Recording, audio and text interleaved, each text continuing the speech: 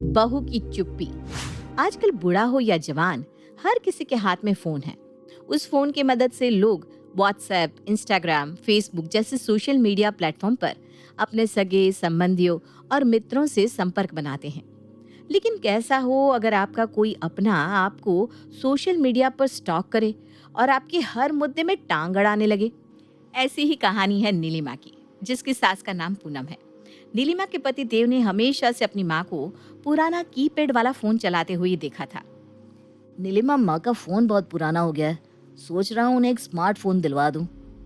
दिलवा तो तुम दोगे, लेकिन वो स्मार्टफोन का करेंगी क्या, ये सोचा है? अरे 5-5 साल के बच्चे फोन लेकर घूम रहे हैं, पर माँ तो पढ़ी लिखी है, वो क्यों नहीं चला सकती फोन। देव अगले ही दिन अपनी माँ के लिए एक अच्छा सा स्मार्टफोन ले आता है। अरे वाह दादी, आपके पास तो स्मार्टफोन आ गया।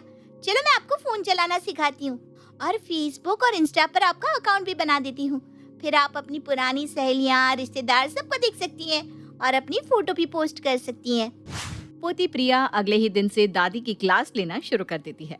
लगभग 10 दिन में ही पूनम को स्मार्टफोन इस्तेमाल करना आ गया था। अब क्या था, पूनम के हाथ तो जैसे जिन लग गया था। पूरा पूरा दिन पूनम मोबाइल लेकर अपने कमरे में बैठी रहती, कभी व्हाट्सएप तो कभी इंस्टा पर ही अपना समय बिताती।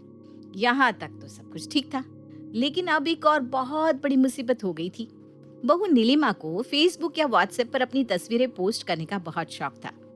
अभी तक तो पूनम को बहू के इस शौक के बारे में पता ही नहीं था, लेकिन अब इनसे कुछ भी छिपा पाना संभव नहीं था, क्योंकि वो हर पल बहू के अकाउंट पर नजरें रखी थी। अरे बहू, ये काली साड़ी कब खरीदी तूने? बड़ी महंगी लगती है, कितना किया है? और घर से तो तू शॉल लपेट कर निकली थी, वहां पार्टी में जाकर स्लीवलेस ब्लाउज पहन लिया। यही संस्कार है तुम्हारे? माँ, ये साड़ी देव मेरे लिए लाए थे, मुझे पता नहीं है कितने की थी।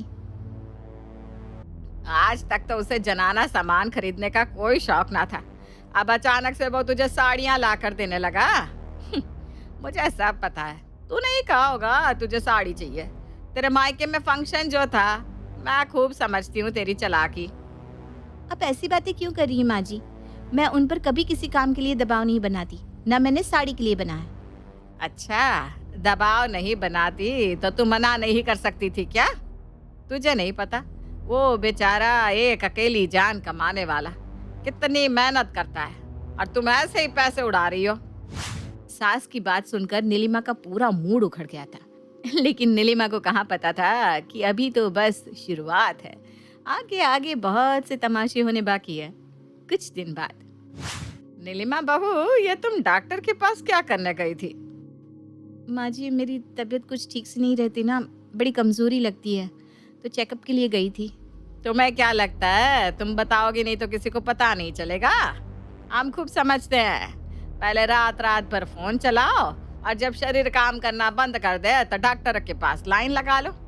कोई कीमत नहीं है तुम्हें पैसों की, 1 मिनट में 2000 रुपए पर पानी फेर कर चली आई। मेरी ही मति मारी गई थी जो मैंने सोशल मीडिया पर देव के साथ सेल्फी पोस्ट कर दी। मैं भी पता नहीं क्यों भूल जाती हूँ कि मेरे ऊपर अब 24 घंटे माँ जी की नजर रहती है। उन्हें तो बस एक मौका चाहिए होता है मुझे बातें सुनाने का। अब क्या डॉक्टर के पास भी कोई शौक के लिए जाता है? श्या। सास पूनम सोशल मीडिया के जरिए बहू पर पूरी नजर बनाए हुई थी। बहू बेटा की कोई भी तस्वीर दिखाई देती ही वो बहू को आड़े हाथों ले लेती। अरे मैंने कहा था ना, गुप्ता के लड़के को 501 का शगुन दे देना शादी में। फिर तुम्हें किसने कहा था अपनी नाक बीच में घुसाने को? सास की चढ़ी हुई तैयारियां देखकर नीलिमा समझ गई थी कि उसने फिर से गलत फोटो पोस्ट करके मुसीबत मोल ली है। मम्मी जी, आप ये सवाल देव से पूछिए ना, उन्होंने ही कहा कोई छोटा सा गिफ्ट ले लेते, बस इसलिए हमने खरीद लिया। अच्छा, वो इतना बड़ा डब्बा छोटे से गिफ्ट का था? सच सच बता, क्या दान करके आई है? अरे भाई, दोस्ती अपने दोस्त से निभाई जाती है, ना कि पूरे खानदान से। जो तुम इतना बड़ा गिफ्ट देकर आ गई। देव की दोस्ती निखिल के बड़े भाई से है, तो छोटे की शादी में तुम्हें जाने की भी जरूरत नहीं थी, और अगर गए भी तो वहां पैसों में आग लगाने की जरूरत क्या थी? नीलिमा सास की इस रवैये से बहुत परेशान हो चुकी थी। अब तो उसे हर समय ऐसा लगता कि कोई उस पर नजरें रखे हुए है। अब वो सोशल मीडिया पर भी कोई तस्वीर नहीं लगाती थी, ना ही पहले की तरह सासू माँ से बैठकर हंसती बोलती थी। पूनम को भी एहसास होने लगा था कि बहू आजकल कुछ चुप चुप सी रहती है, ना कहीं उसकी तस्वीरें दिखाई देती हैं, ना ही घर में उसकी आवाज़ सुनाई देती है। पूनम के मन में उथल-पुथल मची हुई थी। तभी पूनम की बेटी रश्मि उससे मिलने मायके आती है। क्या बात है माँ, आज भाभी बस नाश्ता लगाकर चली गई, ना उन्होंने बैठकर बातें की ना सेल्फी ली। उनकी तो आदत है, हर मोमेंट को व्हाट्सएप पर पोस्ट करती हैं। फिर आज हमारी फैमिली गेट टुगेदर वाली फोटो नहीं लगाएंगी क्या? अरे तू ही पूछ ले, मुझसे क्या कह रही है? तेरी भाभी है, हो सकता है तुझे बता दे। माँ, आपकी बातों से मुझे ऐसा क्यों लग रहा है कि आप दोनों के बीच कुछ हुआ है जो आप मुझे बता नहीं रही हो? अरे सब इस नास पीटे फोन की वजह से हुआ है। जब तक ये नहीं था, बहू मुझसे कभी मुंह बनाकर नहीं रखती थी। अब तो ऐसा लगने लगा है जैसे उसने चुप्पी साध रखी है।